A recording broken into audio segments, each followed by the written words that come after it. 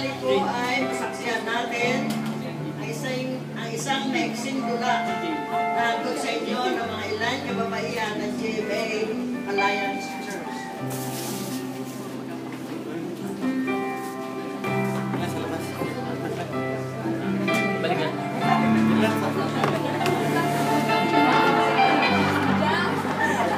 Si Maria ay isang Pinay matapang mananampalataya na dahil sa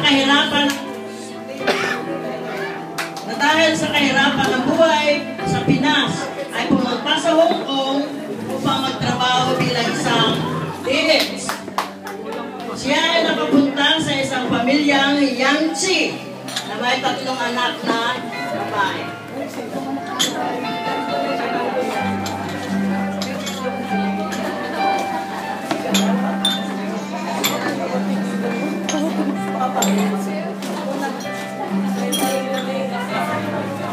Ang pamilyang Yangtze ay nag-uusap sila at binibigyan ng orientation ni Mrs. Yangtze ang kanyang mga anak na pumapasok sa eskwelahan. Mga anak, tingnan nyo nanay nyo, nagkakalat.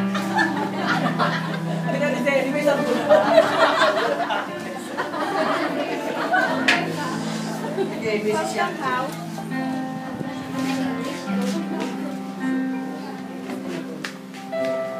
Sao siya daw?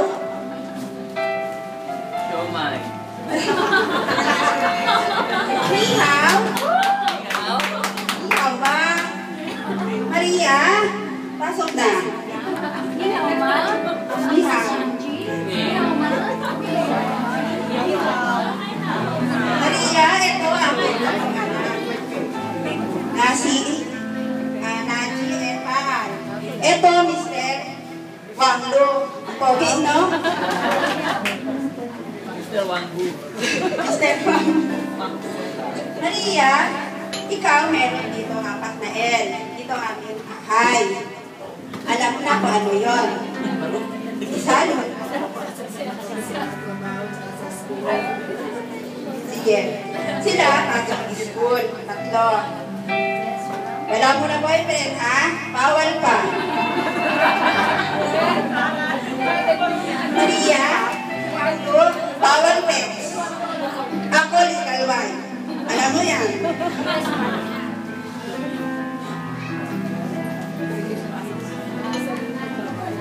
Saijen? Saijen?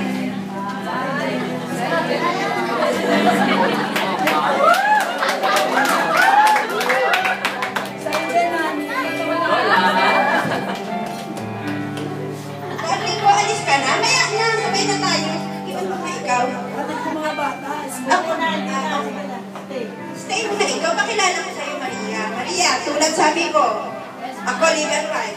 Okay? Bawal texted. Bawal hilo. Maria, ikaw meron 4 dito gawa. Laba, po, linis, at lagay. Ma'am, alam ko po, 3 lang. Laba, linis, luto, ano po yung huling eh?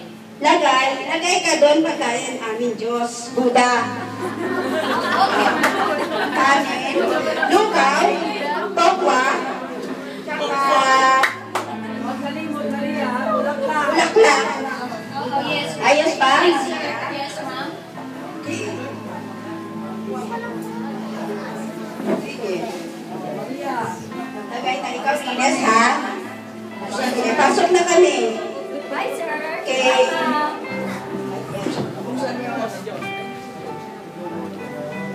Ayan, solo ko na yung bahay. Kaya yung 4 na L, kailangan ko nang simulan. Una daw, Lagay muna yung... lagay. Lagay ko muna to.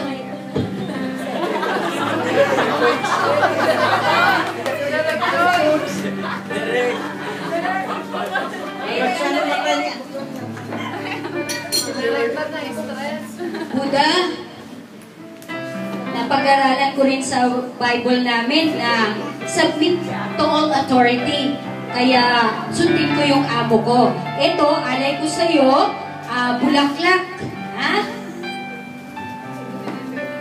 Punas muna kita. Ikaw, taba yan mo, ha? Meron akong pampataba din bigay sa'yo. Ito, kasoy. Ayan. Ito pa prutas para lalo lakitian mo. Ito, kandila. Para magliwanag ka. Ayan. Sige. Ayan. Ngayon, gagawin ko na. Pangalawang L, laba.